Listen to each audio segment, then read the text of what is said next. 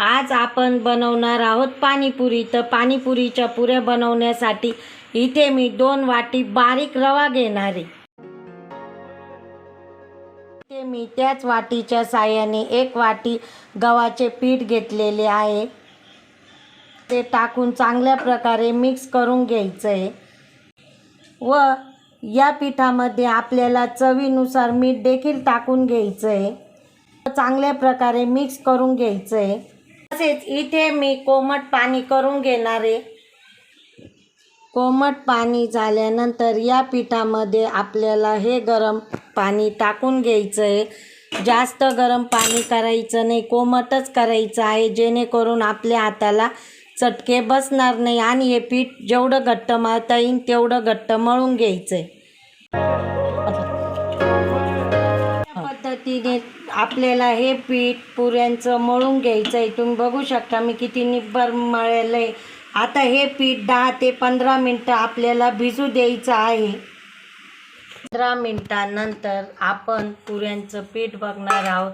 तुम्ही बघू शकता मस्तपैकी भिजलेलं आहे। आता याचे आहे ना आपण पानपुरी बनवण्यासाठी ना छोटे छोटे गोळे तयार करून घ्यायचे। हे बघा असे। तुम्हाला जर गोळे करायचे नसेल तर तुम्ही डायरेक्ट मोठी चपाती लाटून एखादा ग्लास वाटीच्या साहाय्याने ते कट करून पण तुम्ही पुऱ्या बनवू शकता। मी तुम्हाला त्या पद्धतीने पण दाखवते। इथे आपल्याला पुरी लाटून घेतल्यानंतर तुम्ही बघू शकता माझ्याकडे एकदम छोटीशी वाटी, त्या वाटीने मी तुम्हाला गोल पुरी बनवून दाखवते। बघा अशा पद्धतीने आपल्याला सर्व पाणीपुरीतल्या पुऱ्या बनवून घ्यायच्या आहे। तुम्ही बघू शकता अशा पद्धतीने इथे आपल्या पाणीपुरीच्या पुऱ्या बनवून झालेल्या आहे। आता या पुऱ्या आपण तळून घेऊया। तुम्ही बघू शकता किती सुंदर झालेले आहे। चांगलं गरम झाल्यानंतर यामध्ये आपण पुऱ्या सोडून घ्यायच्या आहे।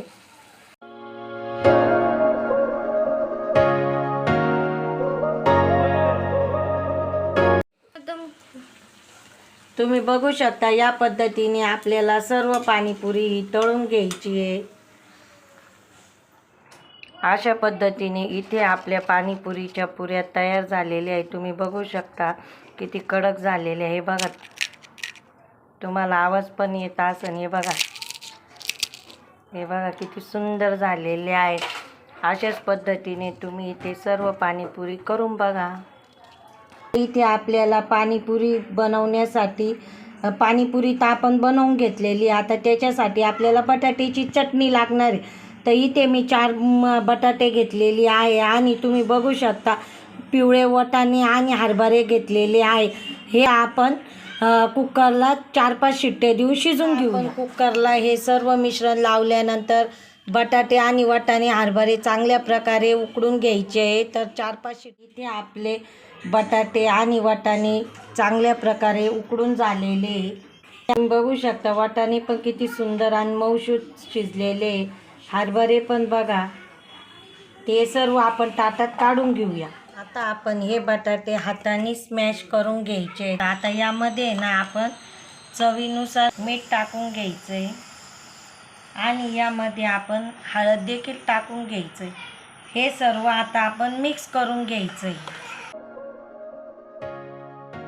अशा पद्धतीने इथे आपले सर्व मिश्रण मिक्स झाल्यानंतर हे आपण एका वाटीत काढून वरतून कोथिंबीर टाकणार। अशा पद्धतीने कोथिंबीर टाकून घेतल्यानंतर तुम्ही हे मिश्रण मिक्स करू शकता।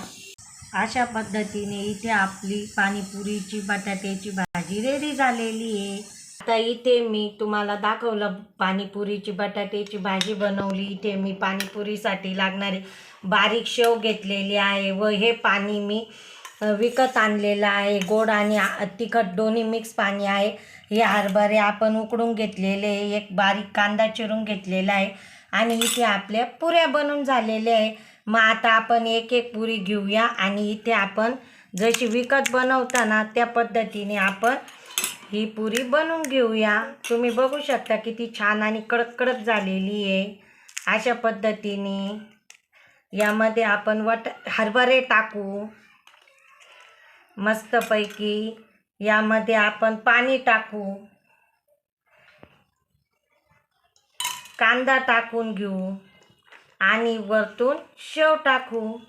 अशा पद्धतीने इथे आपण सर्व पाणीपुरी बनवून घेऊया.